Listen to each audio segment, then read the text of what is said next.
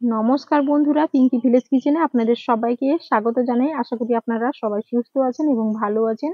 আজকে নতুন ধরনের ডিজাইনার ইউনিক নাস্তার রেসিপি শেয়ার করতে চলেছি। এই নাস্তাটা বানানো খুবই সোজা, খেতে দারুণ টেস্টি হয় আর ক্রিসপিও তৈরি হয়। আপনারা প্রথম থেকে শেষ পর্যন্ত পুরো রেসিপিটা দেখতে থাকুন। তাহলে আমার প্রিয় দর্শক বন্ধুরা, নাস্তাটা বানানোর কাজ শুরু করি। এখানে একটা মিক্সিং বাউলের মধ্যে আমি নিয়ে নিলাম 1 কাপ ময়দা। এতে পরিমাণ মতো দিয়ে দিলাম লবণ, 2 চামচ দিয়ে দিলাম গুঁড়ো করা চিনি, তবে আপনারা চাইলে দানা চিনিও দিয়ে দিতে পারেন। আর হাফ চামচ নিয়েছি জোয়ানি, হাত দিয়ে ঘষে এভাবে দিয়ে দেব, এতে করে ফ্লেভারটা খুব ভালো হবে। আর এখানে আমি দিয়ে দেব 2 টেবিল চামচ রিফাইন অয়েল। এবার আমি ভালো করে ময়ামটা করে নেব। এইভাবে হাত দিয়ে মাখিয়ে খুব ভালো করে ময়ামটা করে নিতে হবে।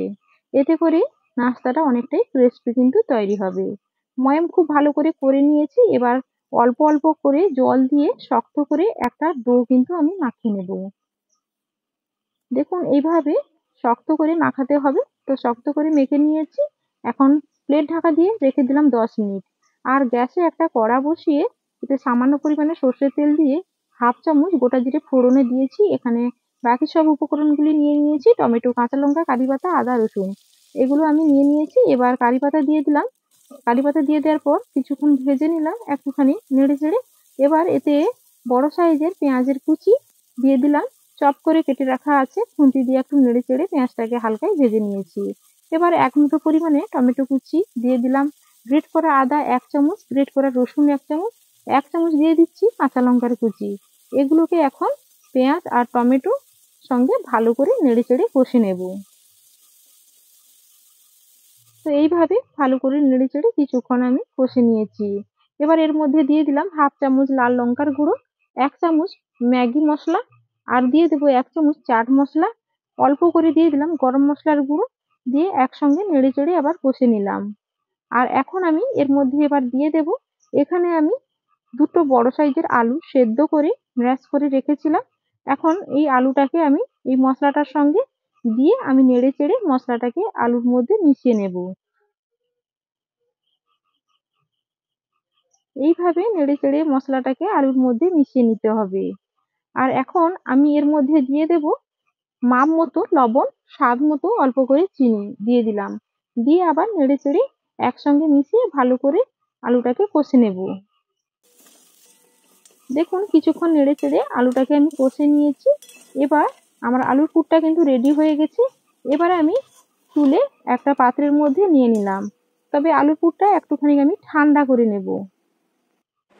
তো ঠান্ডা হয়ে গেছে। এখন হাত দিয়ে আমি কিছুটা আলুর পুর তুলে নিলাম, দিয়ে হাত দিয়ে এভাবে মুঠো করে আমি একটা লম্বাটে শেপ দিয়ে নেব।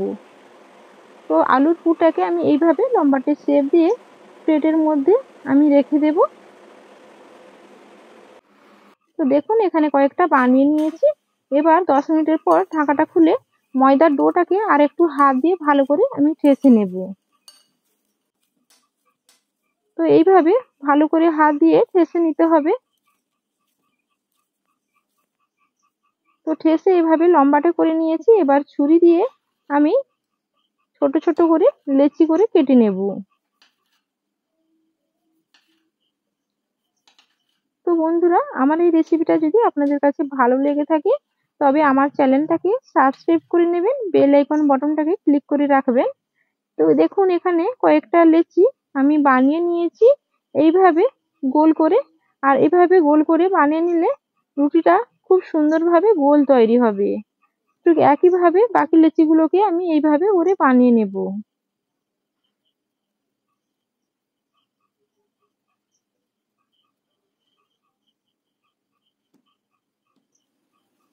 তো অল্প করে ময়দার গুঁড়ো ছড়িয়ে দিলাম। আর একটা লেচি নিয়ে আমি এবার এই লেচিটাকে রুটির আকারে শেপ দিয়ে বেলে নেব। দেখুন এইভাবে রুটির আকারে শেপ দিয়ে আমি কিন্তু একটা রুটি তৈরি করে নিয়েছি। রুটি কিন্তু খুব একটা পাতলা হয়নি, আবার খুব একটা মোটাও রাখিনি। তো এইভাবে বেলে বানিয়ে নিয়েছি। এবার ছুরি দিয়ে চার সাইডটা সুন্দর করে আমি কেটে নেব।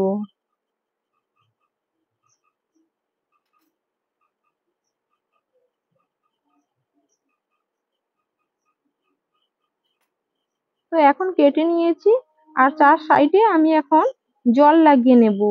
তো 4 সাইডে রুটির ধারটায় আমি এভাবে জলটা লাগিয়ে নিলাম। এবার এখানে যে আলুর পুরটা রেডি করে নিয়েছিলাম, সেই আলুর পুরটা ঠিক মাঝখানে এইভাবে এক সাইডে বসিয়ে নিলাম, আর এই রুটিটা এর উপরে এইভাবে লাগিয়ে নিলাম। এবার বন্ধুরা আপনারা সম্পূর্ণভাবে দেখতে থাকুন আমি কিভাবে এই নাস্তাটাকে আজকে তৈরি করছি। তবে এটা বলে বোঝানোর মতো কিছু নেই, আমি যেভাবে তৈরি করে নিচ্ছি আপনারা সেইভাবে দেখে তৈরি করে নেবেন। তো দেখুন এইভাবে এক সাইডে আবার জল লাগিয়ে দুটো সাইড এইভাবে মুড়ে নিলাম। এইভাবে মুড়ে নিলে আলুর পুরটা কিন্তু বাইরে বেরিয়ে আসবে না, আর দেখতেও খুব সুন্দর লাগবে নাস্তাটা। দেখুন দুই সাইডটা এইভাবে মুড়ে নিয়েছি। এবার একটা নোজেল নিয়েছি, নোজেল দিয়ে আমি শেপ দিয়ে ডিজাইনটাকে তুলবো, তার জন্য এইভাবে নোজেল দিয়ে শেপ দিয়ে ডিজাইনটাকে করে নিচ্ছি। তো দেখুন এখন কিন্তু দেখতে কতটা সুন্দর লাগছে দেখুন তো। তো এইভাবে করে মাঝখানের অংশগুলো আমি তুলে নিলাম। এবার আমি নাস্তাটাকে গড়ে ভালো করে নাস্তাটার শেপ দিয়ে দেব। দেখুন এইভাবে গড়িয়ে নাস্তাটার শেপ দিয়ে দিলাম, আর একটু উপর থেকে জলটা লাগিয়ে ভালো করে চিটিয়ে মুখটা যাতে না খুলে এইভাবে বসিয়ে দিলাম। তো দেখুন এইভাবে করে গড়িয়ে নাস্তাটাকে খুব সুন্দর করে টাইট করে কিন্তু আমি তৈরি করে নিয়েছি। আর এখন হাতে তুলে দেখাচ্ছি, দেখুন কতটা সুন্দর লাগছে, কতটা পারফেক্ট ভাবে নাস্তাটা কিন্তু তৈরি হয়ে গেছে। এখানে কয়েকটা নাস্তা বানিয়ে নিয়েছি। এবার গ্যাসে একটা ফ্রাই প্যান বসিয়ে তেল গরম হতে দিয়েছিলাম, তেলটা গরম হয়ে গেছে। এবার নাস্তাগুলো একে একে তেলের মধ্যে দিয়ে দিয়েছি। আর এখন কিন্তু গ্যাসের আঁচটা লো টু মিডিয়ামে রেখে নাস্তাগুলোকে মুচমুচে লাল ক্রিস্পি করে কিন্তু নাস্তাগুলোকে ভেজে নেব। দেখুন এক পিঠ ভাজা হয়ে গেছে, আর এক পিঠ এইভাবে আমি উল্টে নিচ্ছি। তো এইভাবে উল্টে নাস্তাগুলোকে সুন্দর করে গোল্ডেন ব্রাউন কালার করে আমি কিন্তু ভেজে নেব। নাস্তাগুলো খেতে কিন্তু দারুণ টেস্টি হয় বন্ধুরা, আপনারা বাড়িতে একবার হলেও তৈরি করে দেখতে পারেন। খুব ভালো লাগে, ছোট থেকে বড় বাড়ির সবাই খুবই প্রশংসা করে খাবে। আর এখন নাস্তাগুলো ভাজা হয়ে গেছে, আমি একটা প্লেটের মধ্যে তুলে নিচ্ছি। আর নাস্তাগুলো ভাজতে হলে গ্যাসের আঁচটা একদম কম রেখে কিন্তু ভাজবেন, এতে করে নাস্তাটা খুব সুন্দরভাবে ভাজা হবে আর বেশ ভালোভাবে ক্রিস্পি তৈরি হবে। তো বন্ধুরা আমার রেসিপিটা যদি ভালো লাগলে একটা লাইক করে দেবে, আর বন্ধুদের সাথে রেসিপিটা বেশি বেশি করে শেয়ার করবে। এখন দেখো সুন্দর করে আমি সাজিয়ে নিয়েছি, আর কতটা ক্রিস্পি হয়েছে এই দেখুন, আওয়াজটা শুনে নিশ্চয়ই আপনারা বুঝতে পারছেন। একটা আমি ভেঙে দেখাচ্ছি নাস্তাটা কেমন হয়েছে। এই দেখুন ভেতরে আলুর পুরটা একদম কিন্তু ভর্তি, খেতে তো দারুণ টেস্টি হবে বন্ধুরা। এইভাবে একটু সস দিয়ে খেলে দারুণ লাগে খেতে।